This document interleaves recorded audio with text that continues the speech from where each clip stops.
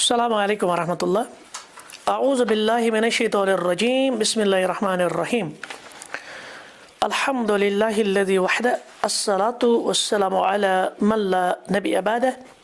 अम्मा बाद।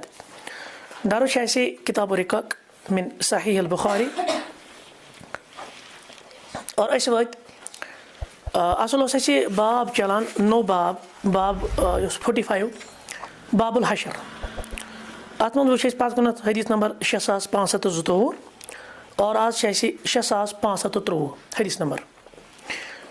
सुम्मा क़ाल अल-बुखारी रहमहुल्लाह। अम पत इमाम बुखारी रहमतुल्लाहि तआला अलैह ये हदीस अनान। हदीस के अल्फाज हद्दसना अब्दुल्लाह इब्न मुहम्मद क़ाल हद्दसना यूनुस इब्न मुहम्मद अल-बगदादी हद्दसना शैबान अन क़तादह हद्दसना अनस इब्न मालिक। गो सहाबी मज़कूर असली रावी सैयदना अनस बिन मालिक रज़ियल्लाहु तआला अन्हु अर्दा कहते कि अन्ना रजुलन अक शख्स अमी कोर अर्ज क़ाल क्या वनुन या नबी अल्लाह ए अल्लाह ताला सिंध पैगंबर सल्लल्लाहु अलैहि वसल्लम कैफा युहशरुल काफिरु अला वजहिही यौमल क़ियामा। अल्लाह ताला कित पढ़ करी क़यामत के दौर यमन काफिरन बथ किन खड़ा। क्योंकि कुरान से भी ये साबित है ना कि अल्लाह ताला जब इन काफिरों को बुलाएगा तो ये चेहरे के बल घसीट के लाए जाएंगे, ये मसन बथों से पकान। और फिर ये भी कहा गया कि फिर ये चेहरे के बल ही घसीट कर जहन्नम में फेंक दिए जाएंगे। अमको ये सवाल यानी यह ना बसान पजार कि बथों से पे पके क़यामत के दह दुनियावी तौर से महाल। तो क़ाल नबी रहमत सल्लल्लाहु अलैहि वसल्लम दितु जवाब अलैसा अल्लज़ी अमशाहु अला रिजलैनि फिद दुनिया। क्या अल्लज़ी शु इसमें मौसूला यानी मुराद क्या सु परवरदिगार अमशाहु अला रिजलैनि फिद दुनिया यम दोन जंगन पर पकनाई क़ादिरन अला अन युमशियहु अला वजहिही यौमल क़ियामा। क्या सुचना ये पर कुदरत थवान के क़यामत के दह कर यमन कपर पकनायक बथो किन। क़ाल क़तादतु बला क्या नज व इज़्ज़त रब्बिना सनिस परवरदिगार सदी इज़्ज़तु कसम सनिस पर व इज़्ज़त रब्बिना असली हल कसम है सनिस परवरदिगार सदी इज़्ज़तु कसम। तो इतना हदीस है। तो इब्न उसैमीन रहमहुल्लाह करात मुख्तसर शरह दपान फी हाज़ल हदीस अत हदीस मज क्या तफसीरुन लिक़ौलिही तआला अत मज अल्लाह ताला सदी यमि फरमानुक तफसीर। यह सूरह बनी इसराइल आयत नंबर 97 रब वन आयत अंदर व नहशुरुहुम यौमल क़ियामति अला वुजूहिहिम उम्यम व बुकमम व सुम्मा। क़यामत के दह करो कथ हालतस मज अख बथ किन पकान बे त्रे हालत उम्यन उम्मी कमिश वन जो देख नहीं सकता अंधा जो होगा। इसी तरह से बुकमा किसको हम कहते हैं जो सुन नहीं सकता। इसी तरह से वो सुमा चूर आ समझ ये मासन चर ये मासन अन और ये क्या कहते हैं इसको बहरे होंगे। क्यों?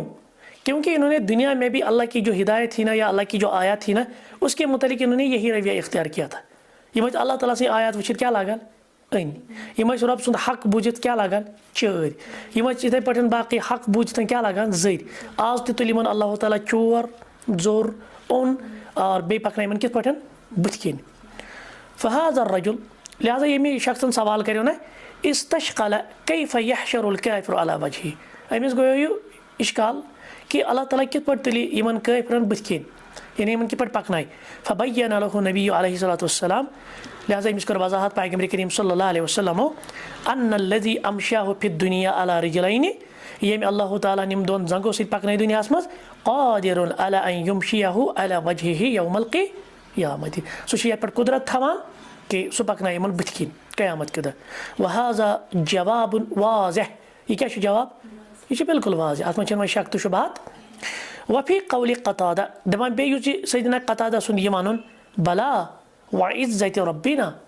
और क्या सनिस इज़्ज़त वलिस परवरदिगार सुन कसम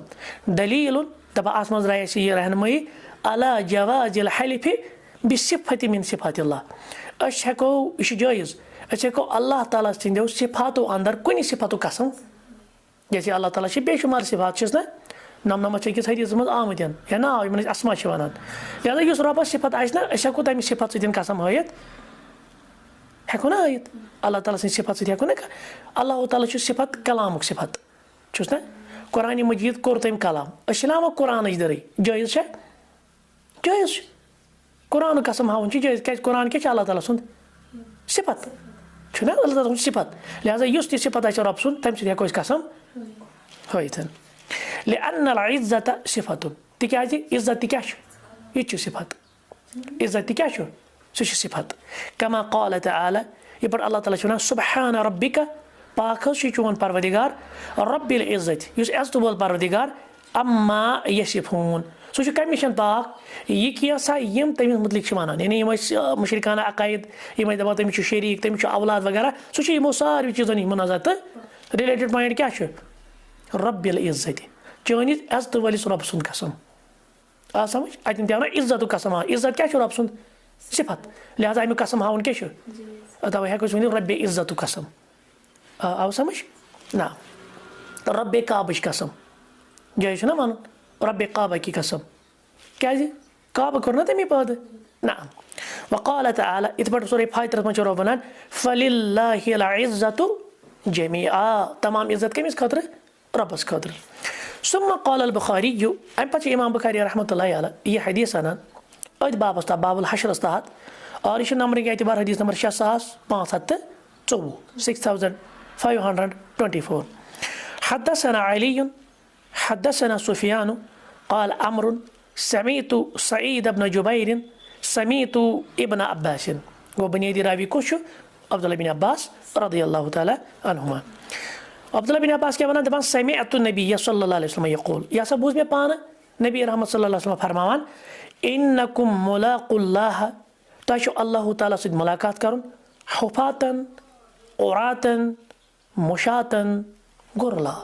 تِمے ترٛےٚ صِفت یِم ٲسۍ اَمہِ برونٛٹھ پٔرۍ کھۄرناونہٕ وٲلۍ ننٛگے اُریانے اور بیٚیہِ بغیر خُتنہ کَرنٕے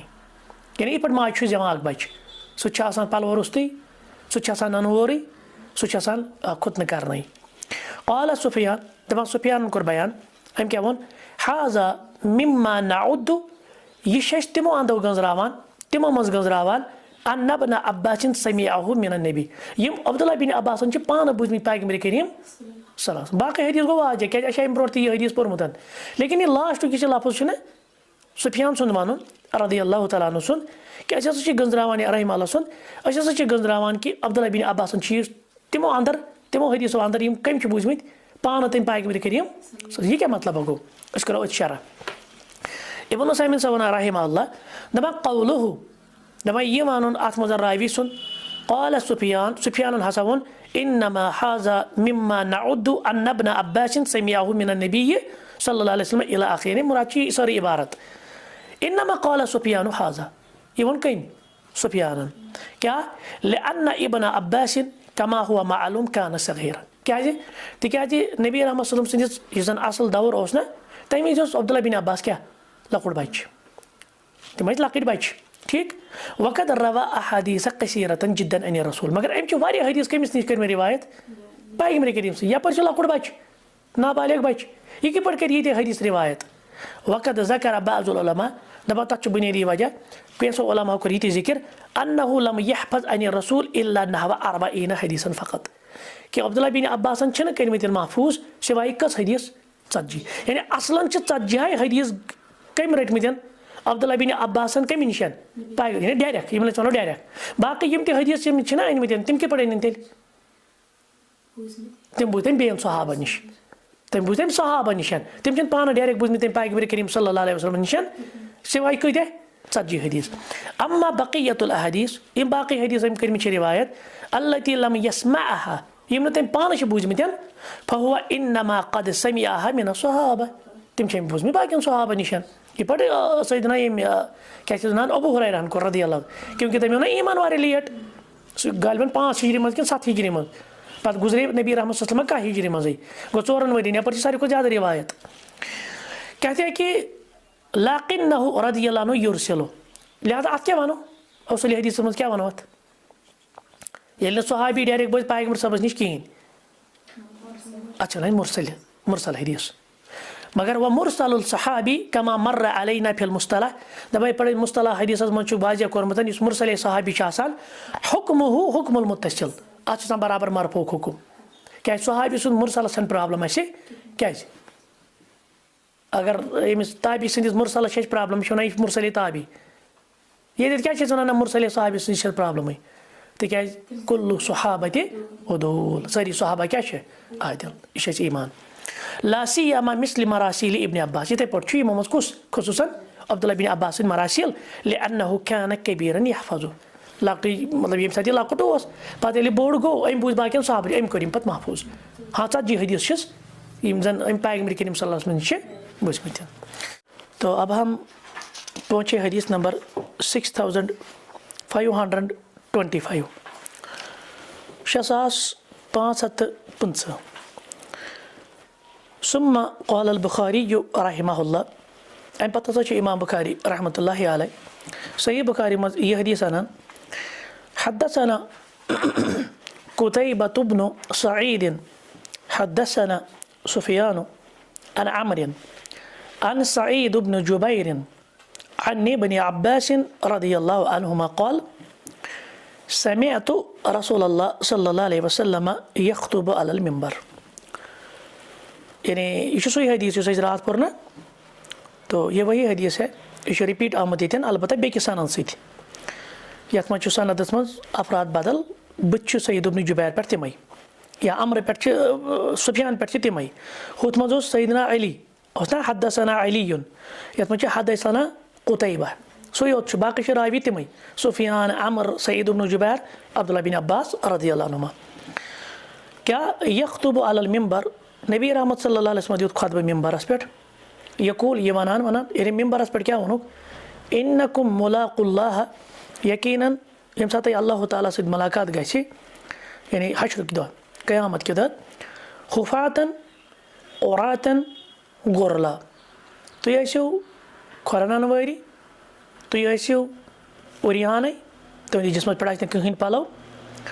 और त्रेम चीज़ गुरला तुम आसो बगैर खुतन करने यानी तिथे पे इंसान माजे जवान ये वन रात यह हदीस वो ना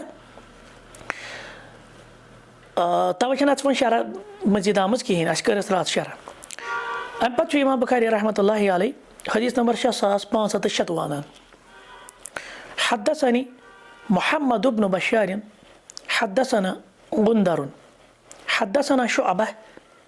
अनिल मुगीरह इब्न नुअमान अन सईद इब्न जुबैर अन इब्न अब्बास ये रिवायत सैयदना अब्दुल्लाह बिन अब्बास रज़ियल्लाहु अन्हुमा क़ाल क्या फरमान क़ाम फ़ीना नबी सल्लल्लाहु अलैहि वसल्लम यख्तुब जब आए दगे मज खड़ा पैगम्बर करीम सल्लल्लाहु अलैहि वसल्लम खुतबा दिन खतर और खुतबस मज क्या वनुक वही फ़क़ाल वनुक इन्नकुम महशूरून हुफ़ातन औरातन गुरला तो ये जमा करना तय हशर करना हुफ़ातन औरातन गुरला ये मैं सिफत बगैर खुरबान बगैर पलव और खुद न करना बगैर कमा बदअना अव्वल खल्क़ नुईदुह और यह कुरान आयत सूरह अंबिया आयत नंबर 104 तिथे पठ तो यू बे तुलन ये पे तुम अल्लाह ताला गड करो पद कमा बदअना तजबी खतर अव्वल खल्क़ नुईदुह अव्वल खल्क़ यम सात तुम कहें अस करो तुम पद अस करो तुम बे तिथे पठन नुईदुह फिर से आपको उठाया जाएगा पैदा किया जाएगा यानी पहले क्या था पहले हम मतलब इस तरह पैदा हुए अपनी माँओं से ना हमारे पैरों में कोई चप्पल थी कोई जूता था कहाँ कुर्बानों इसी तरह से कपड़े नहीं थे हमारे जिस्म पे और बगैर सरकमसिशन खुतना किए थे अल्लाह ताला तल बेती थी इतने कुछ माने या कोई भी मानी थी तथ मज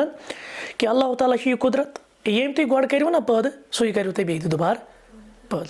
और दुबार पद कर रबस खतर मुश्किल तिकाज गोडनिक बगैर कह सैंपल ये रबस खतर सह आसान वनकस तुम आमत दुनिया मज दुबार तुम पद कर कुछ मुश्किल रबस अल आया यानी यह आयत बन व इन अव्वल खलाइक़ युक्सा यौमल क़ियामत इब्राहीमुल खलील और क़यामत के दह यमिस गोडनेथ पलो लागन ٹھیٖک سُہ کُس آسہِ سیدنا ابراہیٖم علیہ الصلوۃ والسلام ابراہیٖم خلیٖل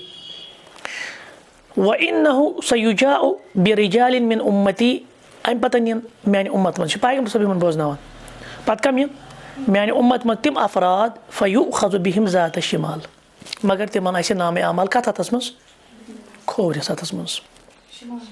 کھوورِس ہَتَس منٛز فَأَقوٗل بہٕ کیاہ وَنہٕ یا رۄبِ اصحابی یہِ چھُ اِسمِ تصغیٖر صحابی چھُنہٕ اَتٮ۪تھ کینٛہہ اَتہِ کیاہ آمُت اصحابی اَمیُک اِسمِ تصغیٖر صحابیُک تصغیٖر کیاہ بَنہِ اصحابی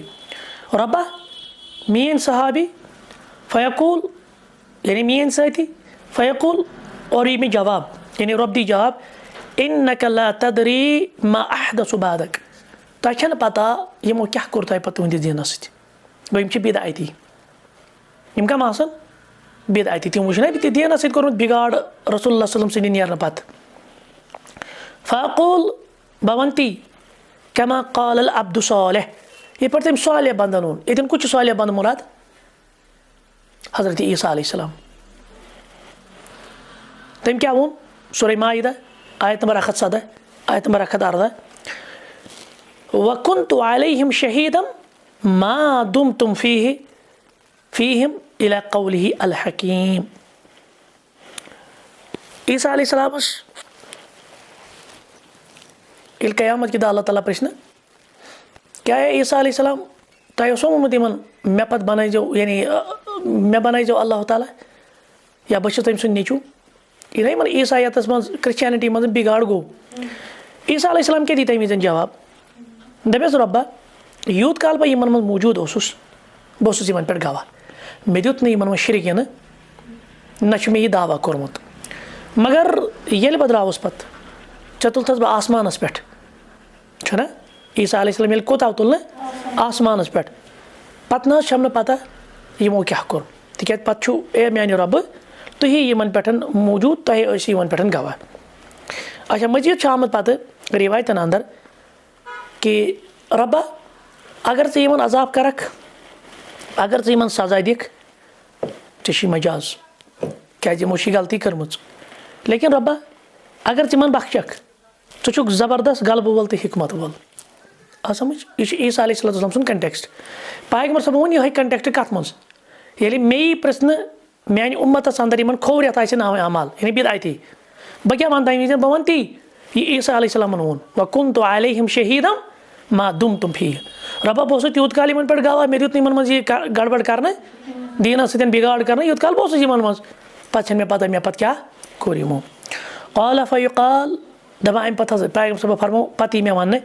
اِنَّهُمْ لَمْ يَزَالُوا مُرْتَدِينَ عَلَى أَعْقَابِهِمْ یِم لُکھ روٗدۍ ہمیشہِ چھِنہ أسۍ وَنان پیٹہِ پھیٖر کینٛہہ اصل چھِ عقاب وَنان کَمن کھۄرس گۄڈن چھِنہ وَنان ایٖڈیوں کے بل یِمو پھِر اپٲری یِم گٔے کُکُن اِرتِدادس کُن یِم بنے مُرتد یِم کیاہ ٲسۍ یِم بنے مُرتد یِم آیہِ نہٕ واپس کِہینۍ نہٕ گوٚو اَتہِ آو وۄنۍ دۄن بِدعتین ہُنٛد ذِکر اکھ آیہِ تِم بِدعتی یِمو زن دیٖنس سۭتۍ چھِ بِگاڑ کوٚرمُت بیاکھ آیہِ تِم یِم دیٖنہٕ منٛزٕے وۄنۍ ژٔلۍ مُرتد یِمن مُتعلِق کیاہ ووٚن رسول اللہ صلی اللہ علیہ وسلم سُہ وَنہِ تی یہِ حضرت عیٖسیٰ علیہ السلام چھُ پنٕنِس قومس مُتعلِق ووٚنمُت کہِ رۄبا یوٗت کال بہٕ اوسُس یِمن منٛز موٗجوٗد مےٚ دیُت نہٕ یِمن بِگاڑے نہٕ کینٛہہ لیکن بہٕ ییٚلہِ پتہٕ درٛاوُس پتہٕ چھنہٕ مےٚ پتہ مےٚ پتہٕ کیاہ کوٚر یِمو تو ہم شرح کی طرف آئیں گے इसमें कुछ चीज़ें है تِم گژھن اَسہِ واضح شرحس منٛز ابن عثیمین رحمہ اللہ کران بیان دپان حاذ الحدیث فی دپان یتھ حدیثس منٛز کیاہ کیاہ درٛاو اَسہِ امہِ حدیث منٛز کم نُکات چھِ اَسہِ نیران شاہد لقول سفیان سابق چھُنہ گۄڈنیُکُے یُس اَسہِ امہِ برونٛٹھ پوٚر نا حدیث اتھ امیُک شاہد کُس بنیو وۄنۍ یہِ حدیث تِکیازِ تتٮ۪ن چھُ حدثنا علی ییٚتٮ۪ن چھُ صرف حدثنا قتیبہ باقٕے چھُ سفیان پٮ۪ٹھ کیاہ حدیث سندن کُنُے ان هذا مما سمعه من النبي صلى الله عليه وسلم لانه قال هنا اي ابن عباس قام فينا يكتب فيدل على انه سمع من النبي تِکیازِ ییٚلہِ ابن عباس چھُنہ وَنان پیغمبر صٲب گٔے اَسہِ منٛز کھڑا تیٚلہِ چھُنہ لٲزمی تٔمۍ پانہٕ بوٗزمُت اَسہِ ووٚن نہ راتھ تۄہہِ چھُ یاد عبداللہ بن عباسن اوس نہٕ سُہ حدیث بوٗزمُت پانہٕ کیازِ تِکیازِ عبداللہ بن عباس اوس لۄکُٹ بچہِ تٔمۍ چھِ زیادٕ کھۄتہٕ زیادٕ کۭتیاہ حدیث بوٗزمٕتۍ 40 حدیث باقٕے حدیث کمن نِش تٔمۍ بوٗزمٕتۍ باقین صحابن تِمن چھِ أسۍ وَنان مُرسلے صحابی اور مُرسلے صحابی تہِ کیاہ چھُ آسان مُتصل کِس حُکمس منٛز آسان مرفوٗع کِس حُکمَس منٛز نعم ییٚتٮ۪ن چھِ تی وَنان دَپان یہِ حدیٖث چھُ پانہٕ بوٗزمُت وۄنۍ کیٛازِ تِکیٛازِ ییٚتہِ ییٚلہِ ووٚن نہ قامہ فیٖنا یختبوٗ پیغمبر صٲب وٲتۍ اَسہِ منٛز پَتہٕ دِتُکھ خۄطبہٕ گوٚو تیٚلہِ کٔمۍ چھُ یہِ بوٗزمُت عبداللہ بِن عباسن رضی اللہ عنہ اچھا وۄنۍ چھِ اَمہِ پَتہٕ حدیٖث منٛز آمُت وقولُہ کما بدأنا اول خلق نعیدُہ یِتھ پٲٹھۍ مےٚ تُہۍ گۄڈنٮ۪تھ پٲدٕ کٔرِو یِتھَے پٲٹھۍ کَرو تُہۍ بہٕ بیٚیہِ حاذا استشہادُن بالآیہ یہِ آو آیتہِ منٛز یعنی رِلیٹ کَرنہٕ یا آیتہِ منٛز یہِ دٔلیٖل کَڑنہٕ چھَنہ یہِ چھِنہ آیت اَصٕل کیٛاہ چھُ مسلہٕ مسلہٕ چھُ اِنکُم محشوٗروٗنہ حُفاتن عُراتن غُرلا تُہۍ ہسا یِیِو جمع کَرنہٕ کَتھ حالتَس منٛز ننگے پاؤں ننگے بدن اور بغیر خُتنہ کے پَتہٕ کۄس آیت چھِ کما بدأنا اول خلقٍ نعیدُہ یعنی سورہ انبیاء چھِ آیت کہتے ہیں شیخ دَپان وفی حاذا دلیٖل علی انہ یجوٗز للمستشہد بالآیہ دَپان یہِ چھُ جٲیز کانٛہہ نفر یُس کُنہِ قرآنچہِ آیتہِ منٛز آسہِ نہ کانٛہہ مسلہٕ کَڑان استشہاد کَڑان مطلب أسۍ چھِ وَنان رِلیٹِڈ پویِنٹ چھُ یہِ چیٖز کہِ یہِ درٛاو قرآنچہِ آیتہِ منٛز یا قرآنچہِ آیتہِ منٛز کَڑو کانٛہہ کُنہِ چیٖزَس دٔلیٖل اِوِڈٮ۪نٕس سپوٹ کَرو دَپان یہِ چھُنہٕ ضروٗری پَتہٕ وَنُن لِقولیہِ تعالیٰ او قال اللہُ تعالیٰ أسۍ کیٛاہ چھِ عام طور وَنان أسۍ چھِ وَنان کٲنٛسہِ یہِ مسلہٕ چھُ پَتہٕ چھِ تٔمِس وَنان لِقولیہِ تعالیٰ تِکیٛازِ اللہ تعالیٰ جیسے محمد بِن عبدالوہاب صٲبٕنۍ چھِنہٕ أسۍ پَران کِتاب توحیٖد رحمتہ اللہ علیہ سُنٛد تَتہِ کیٛاہ چھِ آسان پرٛٮ۪تھ کُنہِ چیٖزَس پٔتۍ کِنۍ دٔلیٖل قرآنٕچ یا حدیٖثٕچ پَتہٕ کیٛاہ چھُ وَنان سُہ لِقولیہِ تعالیٰ یہِ چھُ رۄب سُنٛد فرمان تَمہِ منٛز کَڑان دٔلیٖل دَپان ابن عثیمیٖن صٲب اگر قرآنٕچ کانٛہہ آیت آسہِ تَمہِ منٛز آسہِ نہ واجہِ نیران مسلہٕ پَتہٕ چھُنہٕ ضروٗری وَنُن مِثال کے طور پر أسۍ وَنو لِقولیہِ تعالیٰ یا أسۍ وَنو او قال اللہُ تعالیٰ کیٛازِ لأن نبی صلی اللہ علیہ وسلم ادمج الآیہ فی الحدیث ولم یقل قال تِکیٛازِ پیغمبر صٲبن ییٚلہِ حدیٖثس منٛز ووٚن نہ یہِ قرآنٕچ آیت تٔمۍ ووٚنُے نہٕ قال تعالیٰ او لِقولیہِ تعالیٰ یہِ آو سمجھ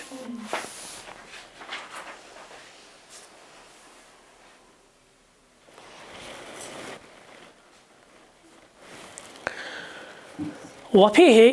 دلیٖل علی ان الناس یُکسون یوم القیامہ بیٚیہِ چھِ اَتھ منٛز یہِ رہنمٲیی